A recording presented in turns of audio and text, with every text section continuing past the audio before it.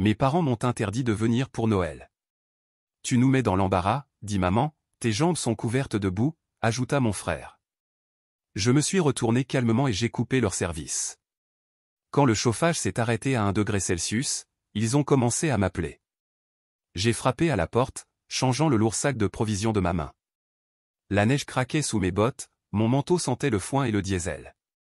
Mais c'était juste une partie de ma vie. La porte s'est ouverte à peine un peu, maman était là avec les lèvres tirées. Rohan hésita, lançant un coup d'œil par-dessus son épaule. Peut-être que ce n'est pas le meilleur moment. Je fronçai les sourcils. Le dîner de Noël ne va pas commencer bientôt? J'ai entendu mon frère Ruben rire de manière moqueuse de l'intérieur.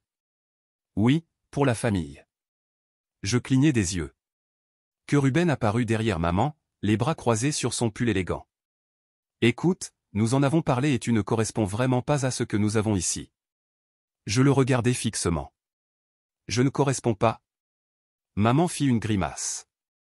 C'est juste que tu arrives toujours en sentant la ferme, laissant des traces de boue avec ce même jean troué. Je possède une ferme, dis-je sans expression. Ruben sourit avec suffisance. Exactement. Quelque chose de froid se bloqua dans ma poitrine. Je regardai au-delà d'eux, à l'intérieur, la maison était chaude, avec une lumière dorée illuminant une longue table de dîner remplie de nourriture. Ma nièce et mon neveu jouaient près du sapin, leur visage rayonnant de bonheur. Et me voilà, debout dans le froid glacial, rejeté. Maman soupira. Tu comprends, n'est-ce pas, chérie? C'est juste que nous avons des invités importants et ce serait plus facile si... Si je quoi, interrompis-je. Si je ne les mettais pas dans l'embarras. Ruben ne bougea même pas. Allez, Rohan, tu comprends. Tu restes là dehors, les genoux enfoncés dans le fumier de vache, alors que nous avons tous progressé. Nous avons une réputation à maintenir. Je lâchai un rire amer. Incroyable, je possède plus de terre que la moitié des gens de ce comté, dis-je. Je gagne plus d'argent en un mois que toi en un an, Ruben. Mais bien sûr, dis-moi encore une fois comment tu es meilleur que moi. Son sourire vacilla, mais maman intervint rapidement. Ce n'est pas une question d'argent, chérie, dit-elle doucement. C'est juste que, eh bien, Ruben et ses amis ont une certaine image, eh bien, tu es un peu rustique. J'exhalai fortement par le nez. Très bien, dis-je. Je comprends. Je changeai le sac dans mes bras et, sans dire un mot de plus, le laissai sur le porche. À l'intérieur, il y avait des cadeaux coûteux bien pensés. J'avais passé des heures à les choisir pour ces gens, puis je me retournai et marchai vers ma camionnette. Je m'assis dans ma camionnette, le moteur vrombissant doucement, le téléphone pressé contre mon oreille. Oui, dis-je, gardant ma voix ferme. Couper l'électricité et l'eau au 22 700 de la rue Carmen, USK, au nom de Rohan Calvo. L'opératrice du service hésita. Monsieur, vous êtes sûr? Les températures seront dangereusement basses cette semaine. J'exhalai, regardant ma respiration se transformer en vapeur dans l'air froid. Oui, je suis sûr. J'entendis le son du clavier. Très bien, la demande a été traitée, la coupure entrera en vigueur. Je raccrochai avant qu'elle ne termine. Ils ne voulaient pas que je fasse partie de leur vie. Bien, voyons comment ils s'en sortent sans mon argent. Je restai dans ma camionnette, regardant la maison dans le rétroviseur, ma respiration embuant le pare-brise. Les lumières de Noël continuaient à scintiller sur le porche, mais à l'intérieur, je savais que ma famille était dans le chaos. Je pouvais déjà imaginer maman lutter avec le thermostat, papa maudissant à voix basse quand l'électricité s'éteignit, et Ruben? Ruben était probablement en train de crier pour qu'on lui demande de me rappeler. Mon téléphone vibra sur le tableau de bord. Maman appelant. Je laissai sonner. Un autre appel, papa. Encore une fois, maman. Enfin, je répondis, activant le haut-parleur. Rohan, il n'y a plus de lumière, la voix de maman était désespérée. Je gardai le silence un moment, laissant sa panique s'installer. Oui, dis-je enfin. C'est ce qui arrive quand on ne paie pas la facture. Tu te souviens, n'est-ce pas, maman, dis-je calmement. Ce contrat que tu m'as fait signer il y a des années, celui qui a mis toutes les factures à mon nom pour que vous n'ayez pas à vous en occuper. Tu as dit que ce serait plus simple comme ça, tu te souviens, puisque j'avais un revenu stable et que Ruben cherchait encore sa voie. Rohan, ce n'est pas drôle, lâcha-t-elle, furieuse. Ton père et moi avons besoin d'électricité. Je me laissai tomber dans le siège, serrant le volant. Je suppose qu'ils auraient dû y penser avant de me dire que je n'étais pas le bienvenu à Noël. La voix grave de papa interrompit. Fils, c'est enfantin. Paye simplement la facture et arrête de te comporter comme un gamin. Je ris, secouant la tête. Comment c'est drôle, c'est ce que tu dis toujours, n'est-ce pas? À chaque fois que Ruben met les pieds dans le plat, je suis celui qui doit tout arranger. Payer la facture, couvrir les dégâts, nettoyer son désordre. Et qu'est-ce que j'obtiens à la place? Ce n'est pas un endroit pour les perdants sur le pas de la porte. Maman hésita. Chérie, ce n'est pas comme ça. C'est exactement comme ça, dis-je durement, fermant les yeux, et les souvenirs inondant mon esprit. Ruben a toujours été le fils doré, la star de l'équipe, l'âme de la fête, l'enfant que tout le monde adorait. Pendant ce temps, je devais travailler pour obtenir tout ça. Quand j'ai obtenu une bourse pour l'université de Barcelona, papa à peine en a parlé. Quand j'ai économisé pour acheter ma première camionnette à 18 ans, maman s'est moquée, disant qu'un jour, Ruben aurait une vraie voiture. Peu importe combien je m'efforçais, combien je gagnais, cela n'a jamais été suffisant pour changer l'image qu'ils avaient de moi, l'autre fils, le plan de secours. Et pourtant, quand Ruben a quitté l'université, accumulé des dettes et n'a pas pu garder un emploi, qui ont-ils appelé quand il était à la traîne sur son hypothèque? Quand ses enfants avaient besoin de fournitures scolaires? Quand lui et Clara ne pouvaient pas se permettre des cadeaux de Noël? C'était toujours Rohan peut t'aider, Rohan gagne bien sa vie, Rohan s'en occupera. Et je le faisais, parce qu'au fond, j'espérais encore que si je donnais assez, si je faisais assez, peut-être qu'un jour, il me verrait de la même manière qu'il le voyait. Mais ce soir était le dernier clou dans le cercueil. Tu sais quoi, papa, j'exhalais. Tu as raison. J'en ai fini avec ça. Plus de jeux, plus d'aide, plus de couvrir les bêtises de Ruben. Rohan, ne fais pas ça, supplia maman. Je l'ai déjà fait, dis-je en atteignant la clé de contact. Et si j'étais vous, je chercherais des couvertures. J'ai entendu dire qu'il va faire 15 degrés Celsius ce soir et avec ça, je raccrochais. Ils ne voulaient pas que je fasse partie de leur vie. Très bien, voyons comment ils s'en sortent sans mon aide. Cette nuit-là, ils ont tous dû dormir dans le salon près de la cheminée, emmitouflés dans des couvertures, avec leur souffle visible dans l'air glacé. Le grand dîner de Noël qu'ils avaient prévu s'est effondré.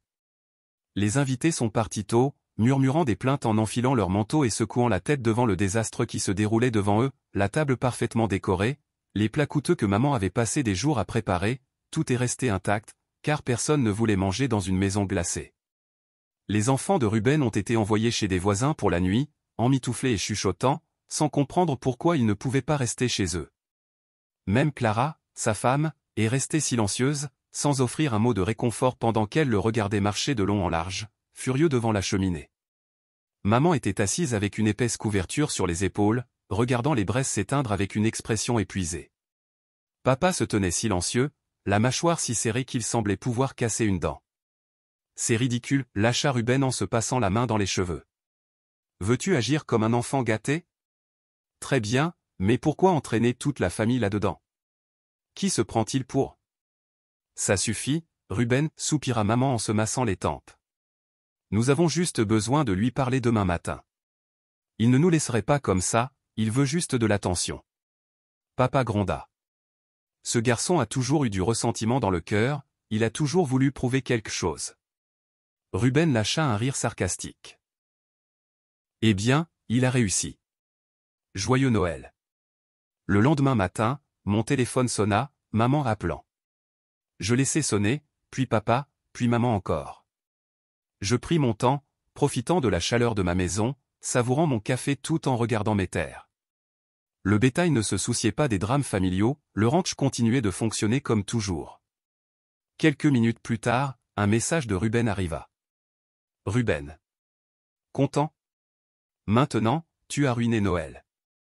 J'espère que ça en valait la peine. Je souris ironiquement en secouant la tête. Oui, ça en valait la peine. Puis un autre appel. Cette fois, je répondis. Rohan. La voix de maman était rauque, épuisée. Tu sais ce que tu as fait? Nous avons passé toute la nuit à geler, les invités sont partis tôt, tu as ruiné Noël. Je laissai le silence s'étendre un moment, puis pris une autre gorgée lente de mon café. Je n'ai rien ruiné, dis-je enfin. Je n'ai fait que cesser de le payer. La voix de papa vint ensuite, aiguisée et froide. Assez de ces bêtises. Tu as fait ton point, maintenant, rallume la lumière. Je souris avec suffisance. Non. Maman laissa échapper un soupir tremblant. Rohan, s'il te plaît, tu ne peux pas faire ça à ta propre famille. Je lâchai un rire sec. Famille, répétai-je en me moquant. Étrange que ce soit dit par les gens qui m'ont claqué la porte au nez le soir de Noël. Je suppose que ça compte seulement quand c'est vous qui le faites, n'est-ce pas? Tu exagères, tenta maman. Je ne le fais pas, répliquai-je. Parce que d'où je le vois, la seule chose que j'ai faite, c'est vous traiter exactement comme vous me traitez. Tu sais bien que ce n'est pas vrai, grogna papa. Je me laissai tomber dans le fauteuil, en tendant les jambes. Bien, passons en revue les choses lentement, alors, dis-je d'une voix douce et contrôlée. Vous aviez besoin de quelqu'un pour gérer les comptes, je l'ai fait. Vous aviez besoin que je répare le chauffage, je l'ai fait. Quelqu'un pour s'assurer que les enfants de Ruben aient un bon Noël chaque année? C'était moi. Je marquai une pause. Et qu'ai-je reçu? Qu'est-ce que j'ai reçu après des années à m'occuper de cette famille? Silence. Exactement, murmurai-je. J'entendis maman pleurer de l'autre côté de la ligne. Puis la voix de Ruben résonna, venimeuse. Tu trouves ça amusant, lâcha-t-il. Tu nous as humiliés devant tout le monde. Tu devais faire scène, n'est-ce pas? Je n'étais même pas là, lui rappelai-je. C'est vous qui avez fait une scène. Je vous ai juste laissé faire face aux conséquences. Tu es complètement fou, lâcha Ruben, le venin dans la voix. Quel genre de frère fait ça? Le gars qui en a marre d'être utilisé, dis-je simplement en prenant une autre gorgée de café. Ruben jura tout bas. Je pouvais entendre maman essayer de retenir un autre sanglot et papa murmurer quelque chose sur à quel point j'étais têtu et ingrat. Je souris pour moi-même. Joyeux Noël, famille, dis-je et je raccrochai. Je jetai le téléphone sur la table et me laissai tomber dans la chaise, exhalant lentement. Le silence dans ma maison était paisible, sans cris, sans manipulation, sans attente, juste moi, mon café et la chaleur de mon système de chauffage fonctionnant parfaitement. Un contraste total avec le chaos que j'imaginais se dérouler chez mes parents. Le message de Ruben me revenait en tête. Ruben. Content? Maintenant, tu as ruiné Noël. J'espère que ça en valait la peine. J'étais heureux. Pas exactement, mais je n'étais pas non plus malheureux. Pour la première fois depuis des années, je me sentais libre. Je me levai, mis mes bottes et sortis. L'air était froid, de celui qui mordait la peau mais qui était rafraîchissant quand je l'inhalais profondément. Le ranch s'étendait devant moi, recouvert d'une fine couche de givre. Le bétail était rassemblé près des mangeoires, leur souffle s'élevant en nuages de vapeur. Ils ne se souciaient pas des drames familiaux, pas plus que l'herbe gelée sous mes bottes ou le ciel qui commençait à se teinter d'un bleu pâle avec le lever du soleil. Je marchais vers la grange, les mains dans les poches, en pensant à combien ma matinée était différente de celle de ma famille. Maman était probablement encore blottie près de la cheminée, enveloppée dans chaque couverture qu'ils avaient. Papa serait frustré, marchant de long en large, se plaignant de mon ingratitude. Et Ruben? Oh, je n'avais aucun doute que Ruben était encore furieux, probablement en train d'appeler tout le monde pour leur dire à quel point j'étais une calamité. Pour avoir coupé l'électricité, je devrais me sentir coupable, mais ce n'était pas le cas. Au lieu de cela, je sentais que j'avais enfin fait quelque chose qui aurait dû arriver il y a des années. Ils avaient passé tant de temps à me faire sentir que je leur devais quelque chose, que c'était ma responsabilité de prendre soin d'eux, de mettre leurs besoins avant les miens. Et pourquoi? Pour une famille qui m'a rejeté dès que je n'étais plus utile. Je secouai la tête et entrai dans la grange. Certains ouvriers du ranch étaient déjà là, nourrissant le bétail et brisant la glace dans les abreuvoirs. L'un d'eux, un homme plus âgé nommé Miguel, me salua d'un signe de tête. « Drame de Noël ?» demanda-t-il avec un sourire moqueur tout en vérifiant les niveaux de nourriture. Je laissai échapper un rire. « Quelque chose comme ça, Miguel. » Il ricana. « Oui, je me souviens de ces jours. Je n'ai pas parlé à ma famille depuis des années. La meilleure décision que j'ai prise. » Je ne répondis pas, je pris simplement un seau de grain et commençai à travailler à ses côtés. La matinée passa en un clin d'œil de tâche, et quand je retournais à la maison, j'avais presque oublié mon téléphone. Presque. Quand je le vérifiais enfin, il y avait plusieurs appels manqués, quelques messages vocaux. Je les ignorais, mais un message attira mon attention. Clara, la femme de Ruben, salut, je voulais juste te dire que je te comprends. Je ne suis pas d'accord avec ce qui s'est passé. J'ai dit à Ruben qu'il était allé trop loin. Je sais que tu as beaucoup fait pour nous, plus qu'il ne l'admettra jamais. Je voulais juste que tu le saches. Je restais à regarder le message pendant un long moment, puis je posai le téléphone sur la table. Peut-être que tout le monde n'était pas au-delà de la rédemption. Cette nuit-là, je m'assis sur le porche avec une bière à la main, regardant les étoiles. C'était calme, paisible. Puis je vis des phares au loin, avançant sur le chemin de terre vers ma maison. Je soupirai, sachant déjà qui c'était. Effectivement, le pick-up de papa s'arrêta devant la maison, et les portes s'ouvrirent brusquement. Papa descendit le premier, les bras croisés et le visage tendu comme une tempête. Ruben le suivit avec la même expression irritée. Maman resta dans le pick-up, observant de derrière le pare-brise. Ils n'attendirent même pas que je parle. « Tu as fini avec cette connerie », lança papa en montant les marches du porche d'un pas ferme. Je m'appuyai contre la rambarde, détendu. « Je suis content de te voir aussi, papa. »« Rallume l'électricité » exigea Ruben avec un froncement de sourcils. La maison est gelée, maman est épuisée, les invités sont partis et les enfants ont dû dormir chez les voisins. Je levai un sourcil. « Tu veux dire que tu as fait ton point, Ruben ? Ce point où tu as décidé que je n'étais pas le bienvenu parce que je ne répondais pas à tes standards ? Ce point-là. » Ruben serra la mâchoire. « Tu n'avais pas besoin d'aller aussi loin. » Les narines de papa se dilatèrent. « Ça suffit. Tu vas arrêter cette connerie et faire ce qui est juste pour ta famille. Tu nous dois ça. » Je me levai lentement, laissant ma bière de côté. « Je vous dois, » répétai-je d'une voix dangereusement calme. Papa hésita une seconde, puis renforça sa posture. « Bien sûr que oui. Après tout ce que nous avons fait pour toi. » Je laissai échapper un rire sec. « Tout ce que vous avez fait pour moi. » Ruben croisa les bras. « Oui, Rohan.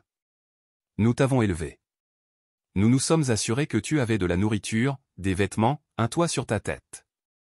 Et c'est comme ça que tu nous remercies ? » Je secouai la tête. « Vraiment, tu crois ça, hein ? Tu penses que nourrir ton propre enfant et lui donner un toit, c'est une sorte de grande faveur, demandai-je à voix basse. Ça s'appelle être parent, Ruben. C'est le minimum. N'attends pas une ovation pour ça. Silence. Tu veux parler de qui doit à qui, continuai-je en avançant d'un pas, parlons de ce que je t'ai donné. Qui payait les factures quand tu ne pouvais pas ? Qui s'assurait que tes enfants avaient tout ce dont ils avaient besoin ? Qui maintenait la maison de maman et papa en état quand ils ne voulaient pas s'en occuper ? Ruben détourna le regard. Tu m'as tout pris, dis-je d'une voix froide. Et la seule fois où j'ai dit non, je suis soudainement le méchant. Papa exhala fortement. Rohan, mon fils, tu en fais trop. Je secouai la tête. Non, pour la première fois, je mets les choses à leur juste place. Maman sortit enfin du pick-up, les yeux fatigués et la voix douce. Chérie, s'il te plaît, nous ne voulons pas que ce soit comme ça. Je me tournai vers elle. Tu ne veux pas ça, demandai-je, et pour la première fois, ma voix trembla un peu. Moi non plus, je ne le voulais pas. Mais vous avez très clairement montré où je me situe dans cette famille, et j'ai enfin compris le message. Elle semblait sur le point de pleurer. Papa soupira. Et alors ? C'est tout ? Tu nous coupes pour toujours, tu nous laisses dans le froid. Je le regardai dans les yeux. J'ai enfin compris que vous ne m'aimez que quand je vous suis utile. Je marquai une pause, secouai la tête. Et je ne suis pas intéressé par ce genre d'amour. Ruben murmura une malédiction entre ses dents. Papa exhala avec frustration. Maman murmura simplement, Rohan. Je passai devant eux et marchai vers la porte. Avant d'entrer, je me retournai une dernière fois. Joyeux Noël. Puis je fermai la porte, et pour la première fois de ma vie, je ne me souciais vraiment pas s'il rappelait. Je ne vérifiai pas mon téléphone le lendemain. Je n'en avais pas besoin. Je savais déjà comment ça se passerait. Maman en pleurs, papa furieux, Ruben maudissant mon nom à quiconque voulait l'entendre. La même histoire qu'avant, juste un jour différent. Mais à midi, quand je sortis sur le porche, je vis quelque chose que je n'attendais pas. Le pick-up de Ruben était garé au bout de mon allée. Il marchait de long en large dans le froid, les mains serrées en poing, son souffle sortant en nuages aigus, comme s'il rassemblait son courage pour quelque chose. Je soupirai, pris ma veste et marchai vers lui. « Tu t'es perdu ?» Ruben se retourna brusquement, les yeux furieux. « Tu penses que c'est drôle ?» Je croisai les bras. « Ça dépend de quelle partie. » Il fit un pas en avant, tout son corps tendu. « Tu as ruiné ma vie. » Je faillis rire. Oh, et moi qui pensais que j'avais juste arrêté de la payer. Ruben serra les dents. « Tu ne comprends pas, hein ? » Clara a pris les enfants et est partie chez ses parents. Elle a dit qu'elle en avait marre du stress et qu'elle avait besoin d'espace. Que je suis un désastre, Rohan. À cause de toi. Je levai un sourcil. À cause de moi, ou parce qu'elle a enfin vu ce que j'ai vu toute ma vie? Son visage devint rouge. J'ai tout perdu. Et moi, j'ai perdu des années à m'occuper d'un adulte qui n'a jamais dit merci. Il respirait avec difficulté, les épaules montant et descendant comme s'il voulait me frapper là, sur la terre. Je penchai la tête. Alors vas-y, lance un coup, voyons si ça règle tes problèmes. Pendant une seconde, je crus qu'il allait vraiment le faire. Ses poings se serrèrent tellement que ses jointures blanchirent. Mais il ne le fit pas. Parce qu'au fond, il savait. Il avait plus besoin de moi que je n'avais jamais eu besoin de lui. Ses épaules s'affaissèrent. Rallume-la, mec, murmura-t-il. Arrange ça. Il ne leva pas les yeux. Tu ne m'as pas entendu, dis-je. J'ai fini de nettoyer ton désastre. Son visage se tordit de frustration. On est une famille. Je laissai échapper un bref éclat de rire. C'est curieux comme ça n'importe que quand tu as besoin de quelque chose. Ruben ouvrit la bouche, mais la referma aussitôt. Pour la première fois de sa vie, il n'avait pas de réponse. Il resta là, sa fureur se transformant en quelque chose d'autre. De la peur. Parce que cette fois, il comprit que je ne plaisantais pas. Tu ne parles pas sérieusement, dit-il en secouant la tête. Tu ne peux pas. Si, je peux, dis-je simplement. Et je le ferai. Le vent s'intensifia, soufflant contre la terre. Papa est vraiment furieux, murmura-t-il. Maman n'arrête pas de pleurer. J'exhalai par le nez. Ce n'est pas mon problème. Il leva la tête brusquement. Si, ça l'est. Tu es la raison pour laquelle il souffre. Je reniflai. Toi et papa avec votre arrogance, maman avec ses excuses. Vous êtes très doués pour pointer du doigt, mais aucun de vous ne s'est demandé pourquoi c'était à moi de tout maintenir en place depuis le début. Ruben passa une main sur son visage, sa frustration bouillonnante. Bon, tu veux que je le dise? Tu étais le responsable. Celui qui travaillait dur, celui qui avait vraiment de l'argent. C'était ton travail d'aider. Je fermai les yeux. Non, Ruben. C'était plus facile de me le mettre sur le dos. Ça ne veut pas dire que c'était juste. Silence. Le poids de mes mots sembla le frapper. Sa respiration ralentit, ses épaules s'affaissèrent. Il savait que j'avais raison. Finalement, il laissa échapper un rire amer. Tu sais, papa disait toujours que tu avais une épine dans le pied. Que tu étais jaloux de moi. Je laissai échapper un bref rire. Jaloux de quoi? De tes faveurs? De tes échecs constants? De la façon dont maman et papa te traitaient comme un saint, peu importe à quel point tu merdais? Ruben frissonna. Je secouai la tête. Non, je n'ai jamais été jaloux de toi, Ruben. Je te plaignais. Il se tendit. Tu le penses vraiment? Oui. Pendant un long moment, il resta là, me regardant comme s'il essayait de reconnaître le frère qu'il avait autrefois connu. Celui qui avait toujours cédé, celui qui avait toujours pardonné, celui qui avait toujours assumé la faute. Mais ce Rohan n'existait plus. Finalement, il exhala et fit un pas en arrière. Bon, murmura-t-il. Tu veux faire ça? Tu veux t'éloigner? Je l'ai déjà fait. Ruben sembla vouloir dire quelque chose de plus, mais à la place, il secoua simplement la tête. Il se retourna et monta dans son pick-up. Les pneus soulevèrent de la poussière quand il accéléra, disparaissant sur le chemin. Je ne le regardais pas partir. Je me tournais, marchais vers le porche et fermais la porte. Pour la première fois de ma vie, ce n'était pas moi qui perdais quelque chose. C'était moi qui laissais aller.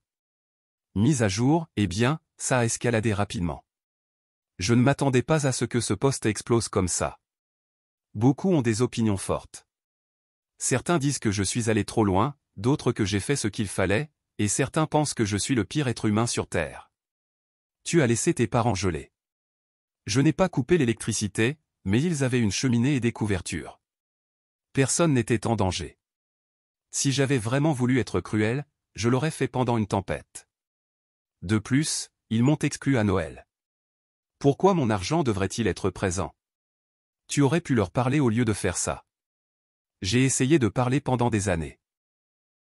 Ils m'ont toujours manipulé et promis que les choses changeraient. Elles ne l'ont jamais fait. Jusqu'à maintenant, ils ne se souciaient pas de ma fatigue ni de mes dépenses, mais quand ils ont dû le vivre, c'était une crise. Tu aurais dû les couper pour toujours au lieu de jouer à ce jeu. Je ne voulais pas couper les liens. Je voulais juste qu'ils comprennent ce que j'ai traversé. Et ça a marché. Que s'est-il passé ensuite?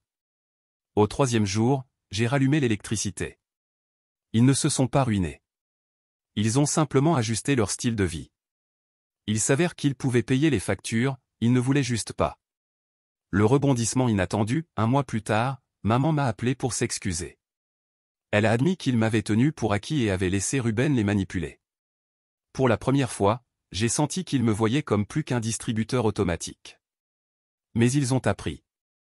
Des mois de paix ont suivi, jusqu'à ce que les appels recommencent. Rohan, tu peux couvrir cette facture? Juste cette fois. Au début, je les ai ignorés. Puis je leur ai rappelé ce qui s'était passé la dernière fois. Ils ont reculé. Pour l'instant. Que pensez-vous? Vont-ils réessayer, ou ont-ils enfin appris la leçon? Faites vos paris, Reddit.